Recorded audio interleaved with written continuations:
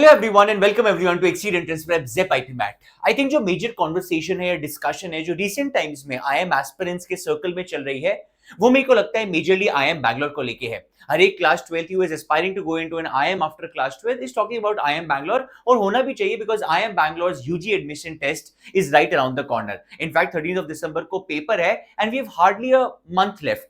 अब अगर हमारे पास एक महीना बचा है, जो मेरे हिसाब से for any aspirant is the most crucial time. ये जो लास्ट का एक महीना होता है, मेरे को ऐसा लगता है इस मंथ में सबसे ज्यादा आपको अपनी प्रिपरेशन को एक्सेलरेट करना चाहिए। And I think I have been seeing a lot of students doing that and I am happy to see that. In fact हमारे मिशन आईएमबी के क्रैश कोर्स में I see genuinely a lot of people working hard, being consistent, जो exactly अभी जरूरत है सभी से। तो अगर आपने नहीं शुरू करी है, please do timely.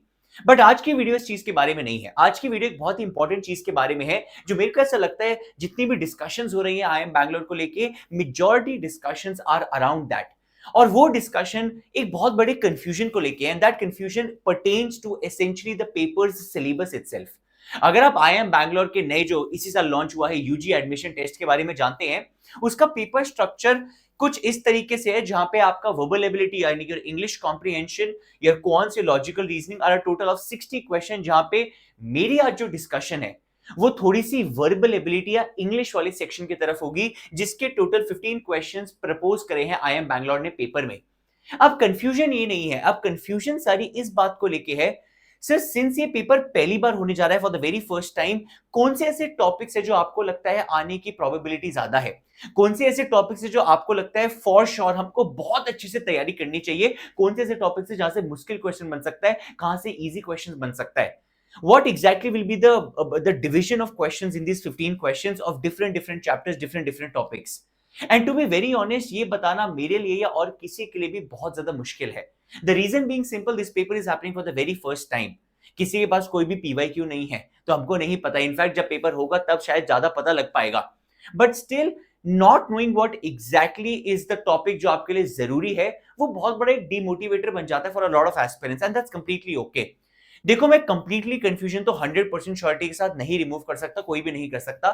That's why people preparing for it, I tell them a simple thing, prepare for the worst. आप ऐसे प्रिपेयर करिए जैसे पेपर में कुछ भी आ सकता है, और आप उसी के अकॉर्डिंग प्रिपरेशन करेंगे तभी आपके लिए पेपर आसान बन पाएगा। But still I think since एक महीने का टाइम है and you want to know sir कौन से ऐसे टॉपिक्स हैं, because verbal ability is a game of practice. Sir किस पे ज्यादा टाइम डिवोट करें टुवर्ड्स प्रैक्टिस में, उसके बारे में जरूर बता पाऊंगा based on our many years of experience, कि कैसे क्वेश्चंस हैं जो आईएम्स को जनरली पसंद आते हैं, कौन से क्वेश्चंस हैं जो ज्यादा वेटेज रखते हैं, कौन से ऐसे टॉपिक्स हैं जहां से मुश्किल क्वेश्चन बन सकता है। Let's talk about that. अगर मैं बहुत ही सिंपल भाषा में बात करूं, I try to keep it as simple short as possible. 15 questions हमको बोला है टोटल इंग्लिश कॉम्प्रिहेंशन में। एक तो मेरे को इस सेक्शन के नाम में भी बड़ी एक यूनिकनेस दिखती है, इन्होंने सेक्शन का नाम वर्बल एबिलिटी नहीं रखा। मेजॉरिटी पेपर्स एंट्रेंसेस में they call this section verbal ability, या इंग्लिश बुला लेते हैं। इंग्लिश कॉम्प्रिहेंशन थोड़ा सा न्यू है मेरे लिए। तो जब ये कहते हैं English comprehension, sir does that hint towards कि पेपर में 15 के 15 क्वेश्चंस कॉम्प्रिहेंशन ही होने वाले? सर सारा ही रीडिंग कॉम्प्रिहेंशन होगा क्या? वो मेरे को थोड़ा सा लेस अनलाइकली लगता है। But yes, if you ask me, according to me, comprehension most likely will be there and it might constitute 50% of your verbal section। यानी कहने का क्या मतलब है, आपके करीबन 6 to 7 क्वेश्चंस रीडिंग कॉम्प्रिहेंशन के बन सकते हैं पेपर में, और ये क्वेश्चन या तो एक ही रीडिंग कॉम्प्रिहेंशन में होंगे या 2 आरसी दे दें 3-3-4 क्वेश्चन के। अब आपको ये भी समझना पड़ेगा, reading comprehension requires a lot of practice. So मेरे हिसाब से अगला एक महीना कोई बच्चा प्रिपरेशन कर रहा है वर्बल एबिलिटी की, make sure to include a RC every day in your practice time. कि यार मैं एक रीडिंग कॉम्प्रिहेंशन तो बेयर मिनिमम कर लूं, क्योंकि मेरे को लगता है रीडिंग से सिर्फ रीडिंग अच्छी नहीं होती, बाकी ओवरऑल इंग्लिश में भी इंप्रूवमेंट आ जाती है। तो अगर कुछ सोच रहे हो रोज करने का वर्बल के लिए, एक आरसी अपने स्केड्यूल में लिख लीजिए फॉर श्योर, क्योंकि ये थोड़ा ट्रिकी भी हो जाता है, लेंदी भी हो जाता है, टाइम कंज्यूमिंग भी हो जाता है, तो आपको स्पीड एक्यूरेसी दोनों पे काम करना पड़ेगा। ऑलराइट, अगर मेरे को 6 to 7 क्वेश्चन रीडिंग कॉम्प्रिहेंशन के लग रहे हैं, जो मेरे को to be honest medium level difficulty के लगते हैं, इजी मैं नहीं कहूंगा, मैं शायद बहुत हार्ड भी नहीं कहूं, सिंस पेपर पहली बार हो रहा है, so they might go ahead with medium level questions. जो बाकी क्वेश्चन हमारे पास बचते हैं, रिमेनिंग व्हाट 7 to 8 क्वेश्चंस, वो मेरे को लगता है मोस्ट लाइकली इन 2 या 3 टॉपिक का गेम होगा। वो 2 या 3 टॉपिक क्या है? Topics like sentence rearrangement. Sentence rearrangement आप समझते हैं, 4 से 5 सेंटेंस है, आपको उनको करेक्ट लॉजिकल ऑर्डर में अरेंज करना है। रिमेनिंग क्वेश्चन हो सकते हैं पैरा कंप्लीशन से। अगर कोई पैरा कंप्लीशन नहीं समझता, एक बड़ा सा पैराग्राफ होता है, उसके बीच की या उसकी एंड की कोई एक लाइन मिसिंग होती है और आपको ऑप्शंस के बेसिस पे बताना होता है what is the most apt line to complete this paragraph. ये पैराग्राफ कंप्लीशन का क्वेश्चन दे सकते हैं, ये इनफैक्ट सेंटेंस कंप्लीशन का क्वेश्चन दे सकते हैं। सेंटेंस कंप्लीशन मतलब they might give you a sentence, उसमें एक ब्लैंक है, या एक सेंटेंस के अंदर दो ब्लैंक है, या एक बड़ा पैराग्राफ होता है उसमें कई सारे ब्लैंक्स हैं। It could also be like that. और इस सेंटेंस कंप्लीशन से और डिफरेंट सब टॉपिक्स भी पूछ सकते हैं। कहने का क्या मतलब है, अब सेंटेंस कंप्लीशन का क्वेश्चन आ गया, अब सेंटेंस कंप्लीशन का question might be based on your knowledge of vocabulary.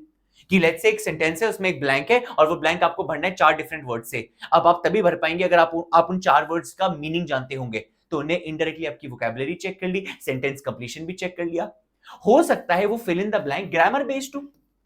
Sir grammar का मतलब क्या है, लेट्स से उस ब्लैंक में आपको एक प्रेपोजिशन फिल करना है, और वो प्रेपोजिशन क्या होगा, वो आपकी नॉलेज ऑफ ग्रामर के ऊपर है। वो जो पार्ट्स ऑफ स्पीच होते हैं, noun, pronoun, adjective, conjunction, preposition, everything. हाँ, चांस अगर आप मेरे से पूछेंगे, मेरे को ऐसा लगता है सेंटेंस कंप्लीशन में वोकैबुलरी बेस्ड क्वेश्चन आने के चांसेस हाईली लाइकली होंगे ज्यादा। तो आपको ज्यादा फोकस अगर कुछ करना चाहिए वो रिमेनिंग 7 to 8 क्वेश्चंस के लिए, मेरे को लगता है अपनी प्रैक्टिस में ऑल्टरनेट डेज पे, मेरे को लगता है अपनी प्रैक्टिस में ऑल्टरनेट डेज पे कोशिश करिए कि इन तीनों में से कोई एक दो रैंडमली डाल दो। सपोज आज एक आरसी करा और आज लेट्स से एक सेंटेंस रीअरेंजमेंट कर लिया, या आज मैंने एक आरसी और 2 पैरा कंप्लीशन कर लिए, या मैंने एक आरसी या लेट्स से 3 या 5 सेंटेंस कंप्लीशन कर लिए।